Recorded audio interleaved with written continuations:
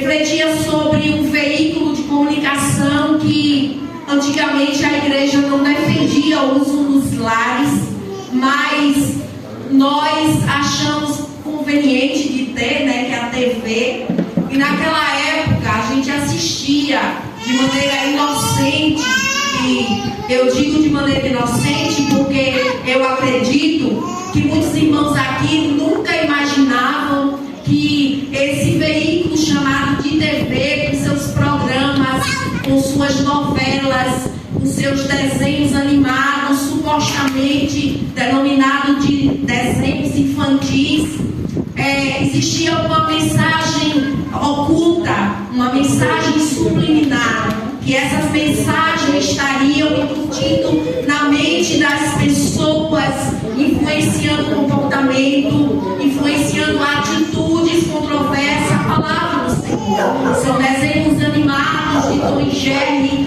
que aparentemente são inocentes, mas é uma briga constante, é uma guerra entre eles que nunca se acabam, é um padrão familiar que não é igual ao padrão que nós observamos hoje no nosso dia a dia, porque o nível de comportamento de família, de novela, não diz respeito àquela que é no cotidiano. E aí as pessoas têm essa imaginação de tipo de convivência, de relacionamento, assim, de muita imaginação, de muita cobrança um com o outro. E a gente acabou deixando ser influenciados nossos lares por este meio de comunicação. E eu quero dizer mais aos irmãos que a sociedade, ela foi influenciada culturalmente. E hoje, em pleno século XXI, nós estamos brigando contra essa influência sutil, mas eu quero dizer maligna, que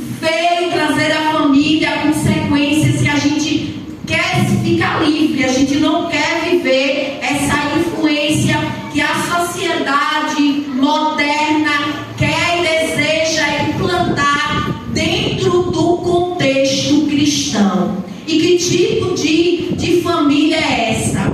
Aí quando a gente observa as famílias passadas, como eu já citei, do meu pai, da minha mãe, dos meus avós, era uma família que decidia diante do altar, seja na igreja católica, na igreja cristã ou no fórum, eles decidiam de estar casados até que a morte os separe.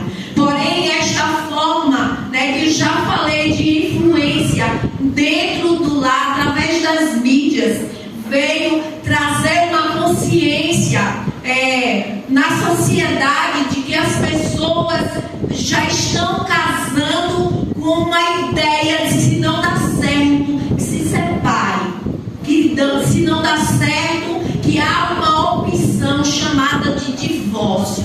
E isso é um problema muito sério, porque antes a gente só observava esse padrão comportamental de família fora do âmbito cristão. Mas hoje a gente já está observando que dentro do nosso contexto cristão, infelizmente, existem pessoas que já estão pensando dessa mesma forma. Porque, querendo ou não, estando em sociedade, a gente é influenciado pelo que a gente vê, pelo que a gente ouve e pelo comportamento daqueles que estão à nossa volta. Então as pessoas começam, irmão, a trazer para dentro de si uma realidade que no padrão divino não é permitido. As pessoas podem até pensar, e quando não dá certo aquela convivência familiar, de optar por uma separação, mas que nesta noite nós saiamos daqui com a consciência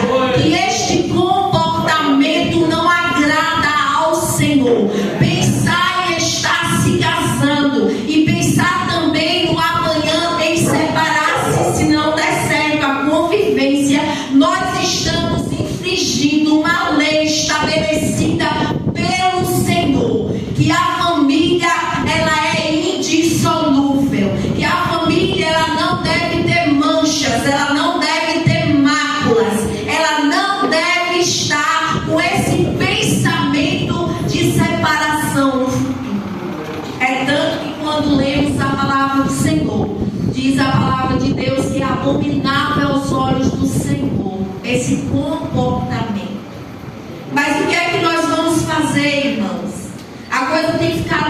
difícil. Esse padrão familiar mudou demais.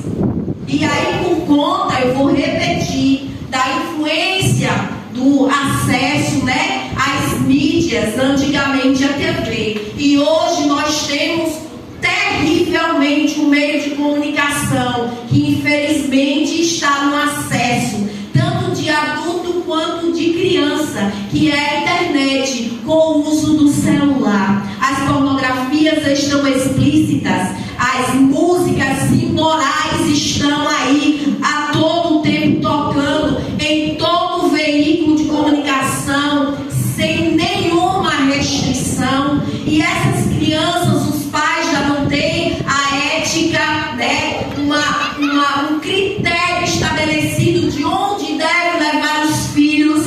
Os pais levam os filhos nos lugares de paredão, levam os filhos nos lugares de músicas profanas, que isso não é bom no âmbito familiar. Mas por serem pessoas não cristãs, eles não fazem esse senso, né, de seletividade para o ambiente familiar. E aí, irmãos, o que é que acaba com isso? É que existe um padrão familiar diferente. O homem e a mulher casam, têm filhos, não podendo viver na convivência dos dois, né? Decidem entregar o filho à avó, entregar o filho às tias, ou um outro padrão familiar que é contrário à vontade do Senhor, é que o homem está se casando com o homem, a mulher está se casando com outra mulher, e tendo a liberação da lei de poder criar filhos que não são seus, como se fosse, o que isso é muito perigoso, porque a gente sabe que esta criança, dentro de um contexto familiar desse tipo, ele também pode ser influenciado de no futuro optar por este padrão de casamento.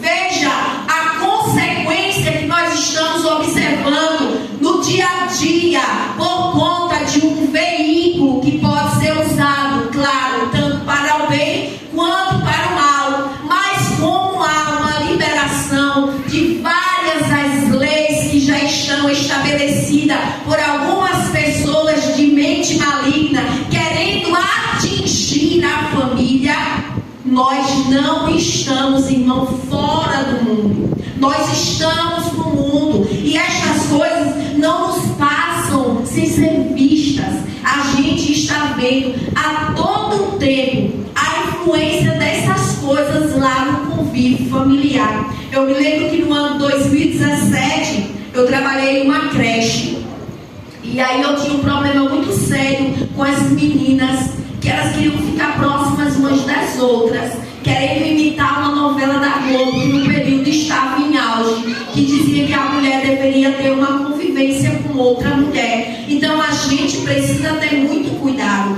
E esse culto de família, ele traz nesta noite um despertamento da igreja, um despertamento de nós, né, que compomos uma sociedade e que, querendo ou não, a gente vai influenciar pelo nosso comportamento e exemplo, como nós temos aqui do irmão Eliezer e sua esposa, que fala tão bem de família, enquanto algumas famílias por aí falam tão mal de casamento. Essa semana eu passei e ouvi um homem citando muitas coisas com relação à esposa. Eu escutei e não pude dizer nada, porque eu não tinha amizade com ele. Mas quando eu tenho amizade com uma pessoa, eu retorno, eu cito o que ele falou, e eu vou fazer, irmão, uma reclamação, dizer assim: não é esta forma que a gente tem que ter um comportamento, nem com mulher e nem com homem. A gente precisa ter, de todos os gêneros, a gente precisa ter respeito.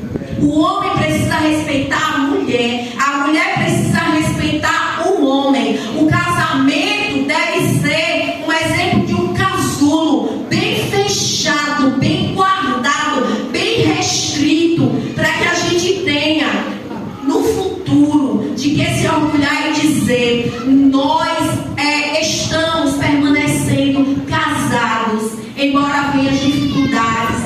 Os problemas familiares também surgem.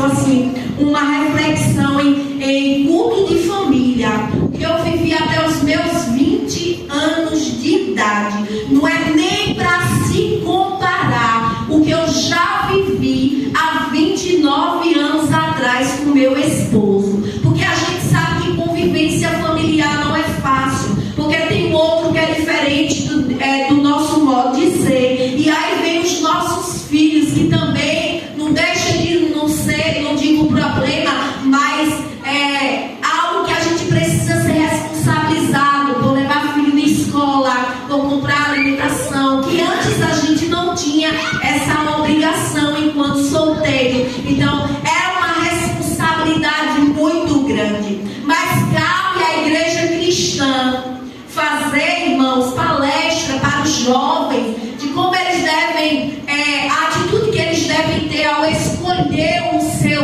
parceiro que vai viver com ele a vida toda, porque a gente só tem uma única oportunidade de escolher. A gente não pode ter na nossa mente que a gente vai ficar escolhendo e trocando de esposo e esposa todos os dias.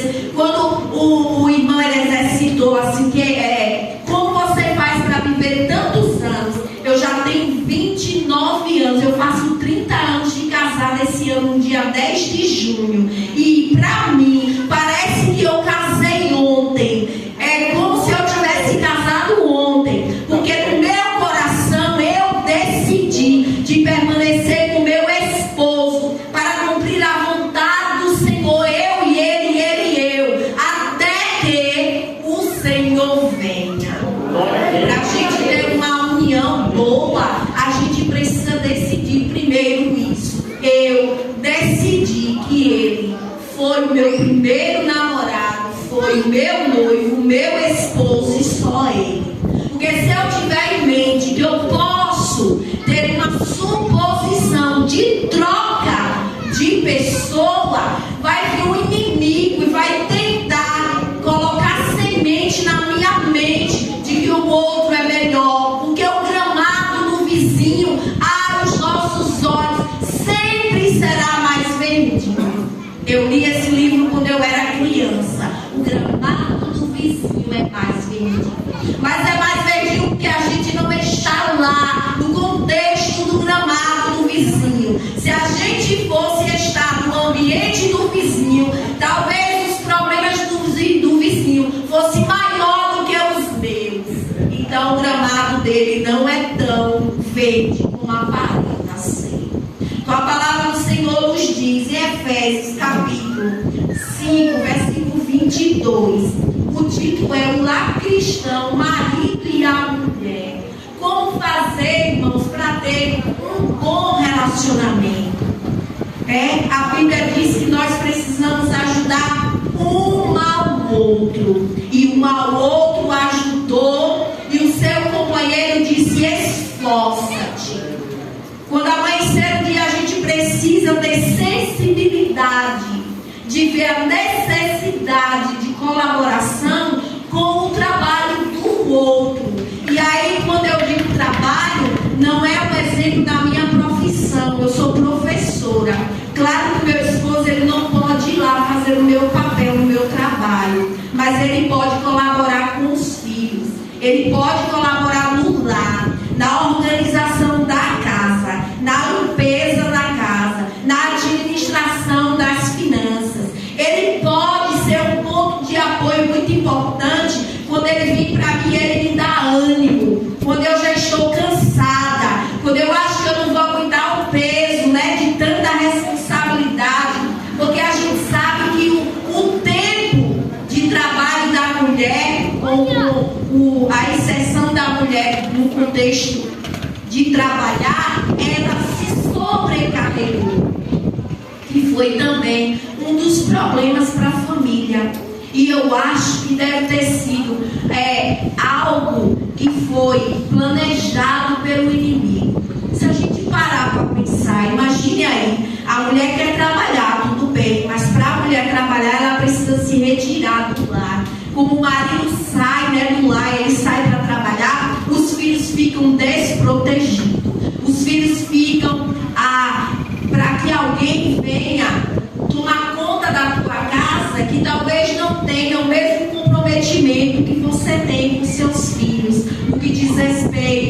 influenciar para o lado cristão, no comportamento, nas influências de atitude, no modo de ser, de agir, de como deve se comportar, se comunicar. Tudo isso a gente pode perceber quando o pai e a mãe ele não tem esse total domínio. E também, irmãos, que a gente perdeu com a saída da mulher, da mãe e do esposo para trabalhar, a gente perdeu muito a autoridade.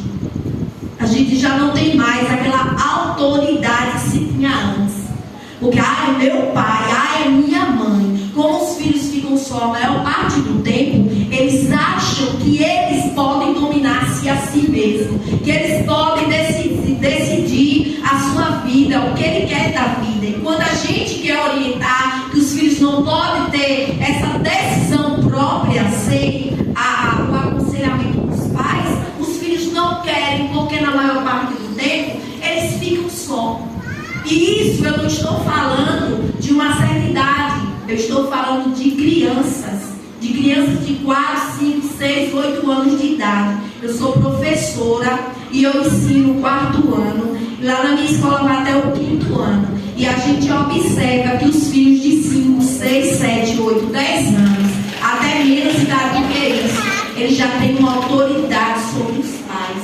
O pai já não domina mais a posição, nem as decisões dos filhos desde criança. Porque o pai e a mãe saíram de dentro de casa e deixou os filhos, como nós dizemos, a mercê. Infelizmente, é uma realidade que nós estamos colhendo os frutos hoje. O que é diferente da minha família, por exemplo. Meu pai e minha mãe. Meu pai tem 80 anos de idade, minha mãe tem 76 anos de idade.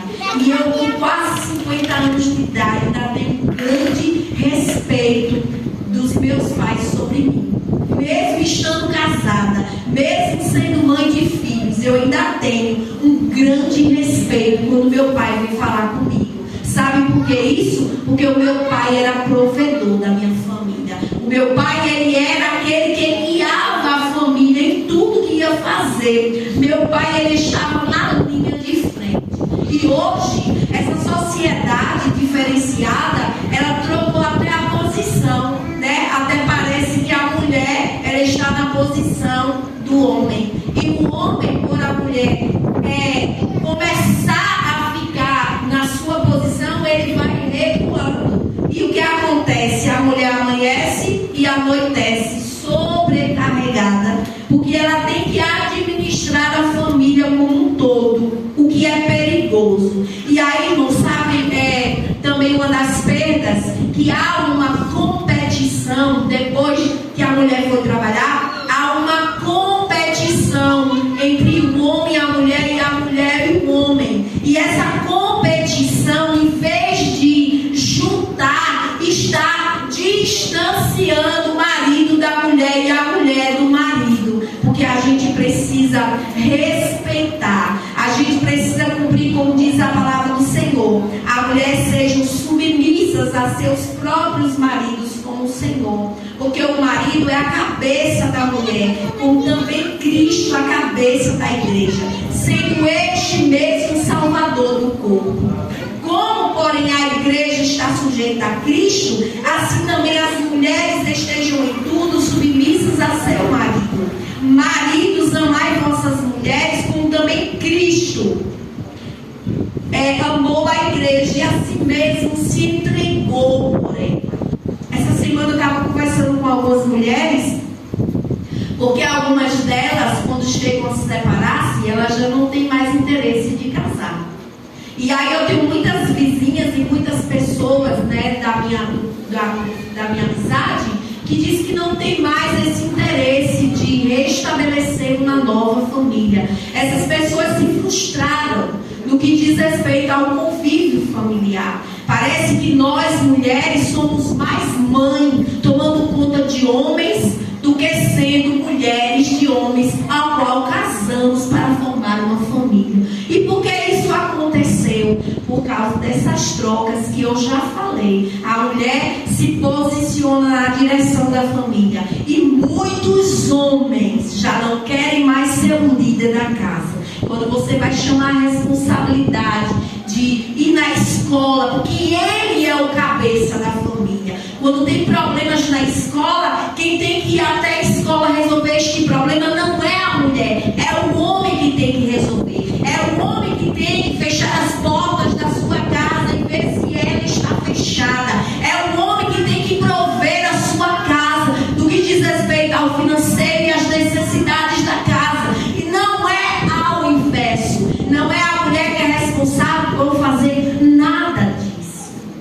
Veja aí, irmão, que reflexão que nós estamos tendo nesta noite. E essa inversão de valores é muito perigoso, porque nós estamos formando pessoas. Meu filho vai casar, e ele vai casar em agosto. Eu louvo a Deus porque assim, ele tem 26 anos de idade e, ouvindo os meus conselhos, ele soube, né, se proteger desse mundo aí que influencia o casamento precoce, que influencia que o homem e a mulher devem estar, como a gente ouve falar, antes do casamento, coabitando, o que é errado. Em alguns lugares cristãos, irmãos, infelizmente já é permitido coabitar, para ver se é isso mesmo que a pessoa quer. E aí, quando eu vi uma família cristã me dizer isso, eu perdi o chão. Eu disse, eu não acredito que eu estou escutando isso.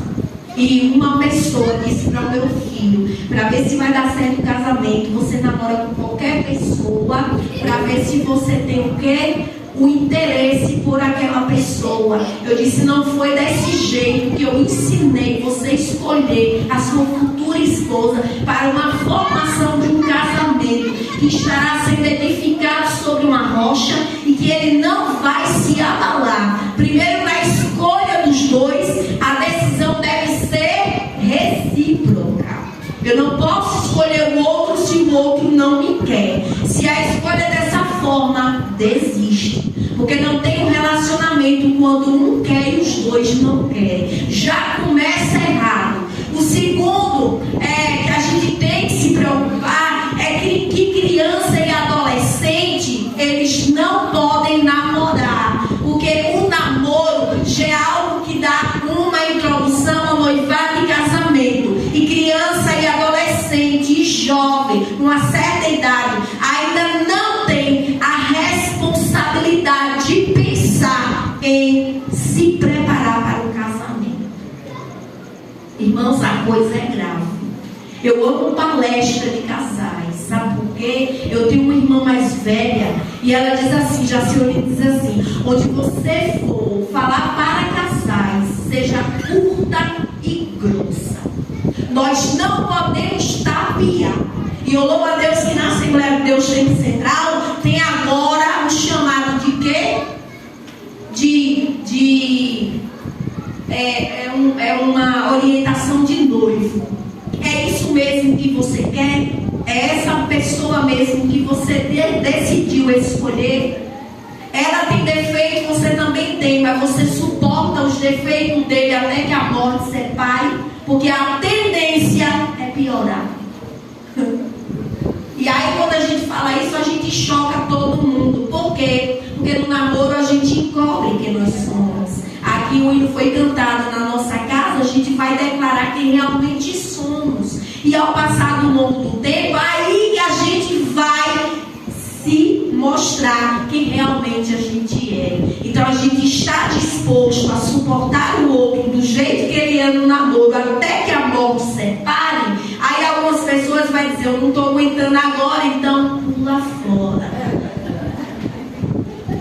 Pula fora que não dá certo. Irmão, veja como é que dá, né? Então, por que é importante o culto da família? Eu vou em vários lugares do culto de família e é uma guerra espiritual muito grande que se tem nesse culto, sabe por quê? A família não está bem. Algumas famílias estão infelizmente em guerra. Os filhos não submetem mais os pais não amam mais os filhos, o esposo não declara o amor pela esposa, a esposa não está nem aí para o marido, está casado na mesma casa com filhos, porém como se estivessem separados. E com essa internet e celular acabou de destruir. Porque a gente já não tem mais tempo. É o dia todo, ó, subindo e descendo. E as brigas familiares agora estão porque o outro está ali sentado, mas não está presente no relacionamento afetivo entre marido e mulher, o que é indispensável para a permanência no casamento. Um dia desses eu ouvi falar de um irmão e uma irmã cristã de muitos anos. Eu era criança, eles já eram casados. E essa semana eu soube que eles se separaram e eu tomei um susto. Eu não acredito nisso. Sabe o que aconteceu? Porque as pessoas vão se distanciando. Ah, mas a gente não casou para se separar, mas foi se distanciando. Mas a Bíblia diz que deixará o homem, né? O pai e a mãe, e apegar-se-á a sua esposa. Então, quanto mais tempo a gente puder estar próximo, a gente não fica separado. Como ele disse, a minha vizinha de travesseiro, e eu brinquei aqui, eu não tenho travesseiro, porque eu compro 5, 6, 7 travesseiros, mas meu marido, ele gosta tanto de travesseiro que ele bota um na cabeça, um embaixo do pescoço, um embaixo da coxa, um embaixo do pé, um entre as pernas. E aí, se eu comprar travesseiro, toda noite eu fico sem travesseiro, irmãos. Olha que coisa séria, né? Que a gente possa nos guardar diante da presença do Senhor. Que a família, a partir de hoje, ela se aproxime mais, ela se apegue mais. O pai, a mãe, os filhos devem se proteger.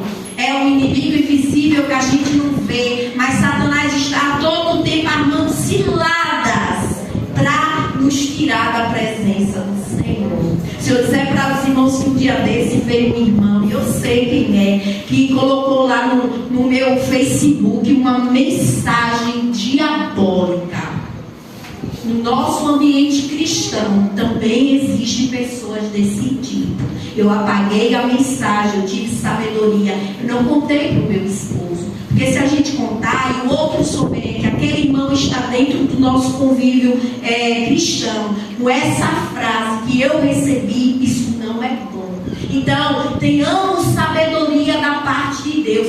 Vamos proteger a nossa família. Vamos guardar a nossa família, para que a gente possa ver o cumprimento do primeiro texto lido nesta noite. Você vai ver os filhos dos seus filhos. Eu quero ver os meus netos. Amém? Glória a Deus. E Deus continue abençoando a cada um de nós. Amém. Que Deus abençoe a irmã Cristiane. Palavra maravilhosa, que é apropriada para a realidade que nós vivemos. Deus abençoe grandemente.